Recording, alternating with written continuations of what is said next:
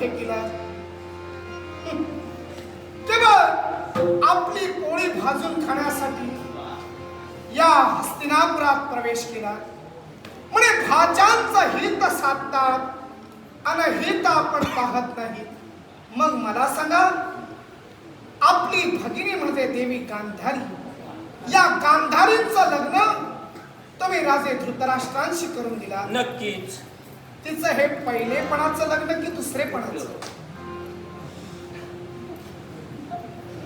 माझी भगिनी गांधारी हिचं जे धृतराष्ट्रांसोबत लग्न झालं हे दुसरं लग्न.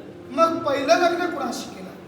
पहिलं लग्न केलं एका बकऱ्याशी. वा, म्हणजे एका बकऱ्याशी लग्न लाविलात आणि दुसरं लग्न राजे धृतराष्ट्रांशी लाविलात.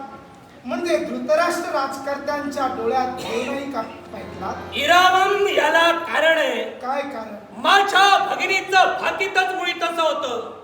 माझ्या भगिनीचा सौभाग्याचा धनी हा अल्पावधीतच मृत्युमुखी पडेल आणि पुन्हा मानवाच्या बाबतीत आम्हाला ते घडवायचं नव्हतं आणि म्हणून आम्ही एका पशुचं सहकार्य घेतलं. म्हणजे पशुला ठार मारिलात.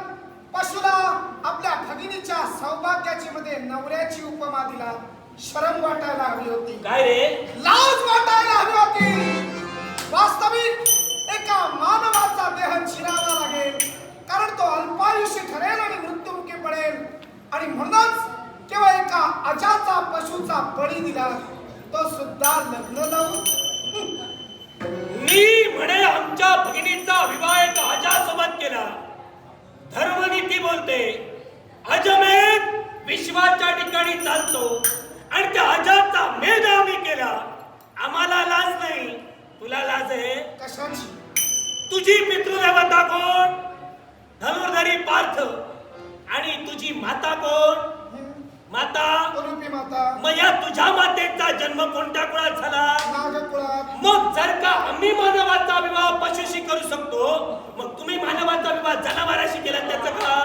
मग शकुनी राजे, तुम्ही ज्या बकऱ्याला मारिला तो बकरा माणसासारखा दिसू शकतो, मानवी वेश धारण करू शकतो, मानवी स्वरूप अज धारण करू शकतो का? मुळीच नाही. पण माझी उलुपी मानवी रूपानच विचरण करते आणि मानवी रूपातच जेव्हा दोघांचा संगम घडला आणि इरावान जन्माला आला, तेव्हा कुठलंही नातं जोडू नका.